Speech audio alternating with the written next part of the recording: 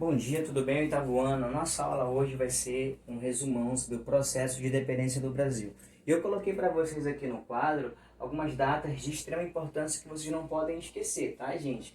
1806, 1808, 1820 e duas muito importantes no ano de 1822, tá, gente? Já falando um pouquinho para vocês sobre o bloqueio continental, gente, vamos entender o seguinte: tudo que acontece na Europa é um espelho que se reflete aqui no Brasil. Até porque quem administra a colônia brasileira é quem? O governo português, não é? O Brasil é uma colônia de exploração nesse momento, beleza? Então, olha só, o que acontecia? O Dom João, gente, ele tinha um acordo, um tratado conhecido como Tratado de Panos e Vinhos, tá bom? Com o governo inglês, aonde o governo inglês dava ali tecidos, né, panos, para os portugueses comercializando seus produtos, e assim o governo português dava ali para o governo inglês os seus produtos, né, como vinhos, azeites e entre outros, tá? Então você consegue perceber que já havia questão de uma articulação, né, econômica entre esses países. E o Napoleão Bonaparte, gente, aquele imperador lá da França,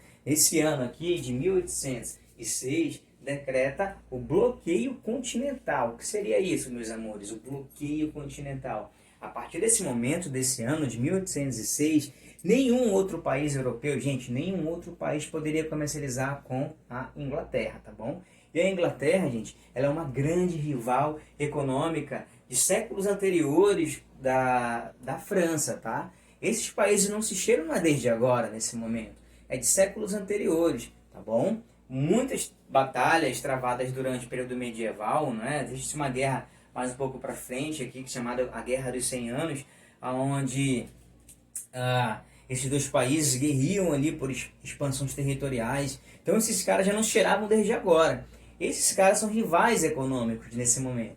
Você vai ver ali a França com Napoleão Bonaparte quando assume esse poder, começando o processo de crescimento econômico e de industrialização, e a Inglaterra já naquele apogeu do processo revolucionário, tá bom? A principal potência econômica desse período é quem? A Inglaterra, tá, gente? A Inglaterra é a principal potência econômica e tem a marinha mais invejada nesse momento, não é? Um exército muito poderoso, vias fluviais ali, beleza? O que vai acontecer, gente? O Dom João, ele vai ser escoltado pela marinha inglesa para chegar aqui na colônia brasileira, tá bom? E o Napoleão não sabe disso, gente, que o Dom João vai ser escoltado pela marinha inglesa, tá bom? Dom João, no ano de 1808, ele sai, ele parte, tá bom, de Portugal e vem para a colônia brasileira juntamente com suas cortes.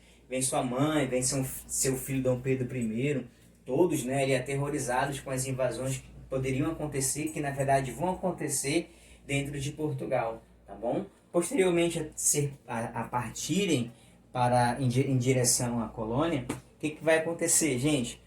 As tropas napoleônicas vão invadir Portugal e vão se estabelecer ali dentro. Dom João não está mais lá, beleza?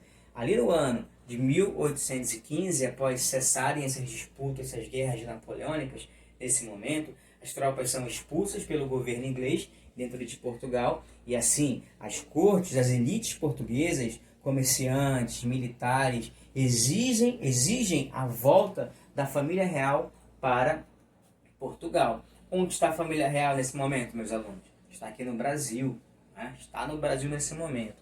Dom Pedro, ele fica no Brasil, tá bom? E o Dom João, ele parte de volta para Portugal, aqui no ano de 1820. É quando eclode aqui, explode essa Revolução do Porto, que é uma revolução de caráter burguês, tá, gente? As elites locais querem, na verdade, exigem que Dom João volte para Portugal, e assim ele vai voltar. Mas o que eles não esperavam é que o Dom João iria deixar aqui no Brasil o seu filho, o príncipe regente, Dom Pedro I.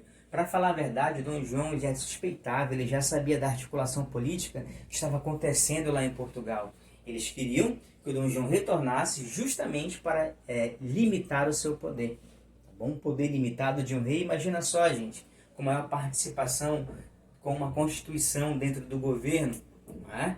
Poder ilimitado do rei. Então o Dom João, ele sabe do que espera por ele quando chegar em Portugal, tá bom? E aí ele fala com seu filho bem assim: Pedro, se for para proclamar a independência do Brasil, assim o faça. Melhor por você, que há de me respeitar como pai e também como rei, do que pelas mãos desses estrangeiros. Dom João, ele parte, tá, gente, em direção a Lisboa, Portugal. E o que acontece? Quando ele chega lá, as elites portuguesas elas percebem. Bom, cadê Dom Pedro? Dom Pedro não está aqui? Não, Dom Pedro ficou no Brasil. Eles já sabem que o Brasil estava prestes a se tornar independente. Por isso eles ficam revoltados com essa atitude tomada pelo Dom João. Porque eles queriam que viessem todos. E aí o Dom João foi, mas deixou o Dom Pedro, que proclamou o processo de independência do Brasil. Gente, por que isso é ruim para o governo português? Imagina aí, né, os caras têm uma colônia de exploração e a partir do momento que há uma independência, há uma ruptura. E aí você perde o quê? Você perde uma colônia de exploração. Então você enfraquece economicamente também. E esse era o medo do governo português. E assim foi feito, tá, gente? No ano de 1822, o Brasil foi proclamado, assim foi proclamada a sua independência pelas mãos de Dom Pedro II. Mas isso, gente, antes, tem um episódio muito bacana aqui, no ano de 1822, que é o dia do fico, né, gente? Que é o dia no qual o Dom Pedro realmente ele fala em público que ele fica no Brasil. Até porque havia ali alguns rumores, algumas fofocas, né, que o Dom Pedro também não iria ficar no Brasil. E os grupos organizados que defendiam a preservação e a conservação do poder do Império no Brasil se articulam, fazem um abaixo-assinado e o Dom Pedro fica no Brasil, tá, gente? Esse é o dia muito importante, o dia do fico, onde ele chega e fala assim, não, gente, eu vou ficar no Brasil, fiquem tranquilos, enquanto eu estiver aqui, tudo vai se resolver, vai se normalizar, tá bom? Isso no ano de 1822. E aqui no ano de 1822 também é proclamada a independência do Brasil às margens do rio Ipiranga, tá? Dom Pedro recebe uma carta, né, intimando que ele retorne novamente para Portugal, pelas cortes portuguesas.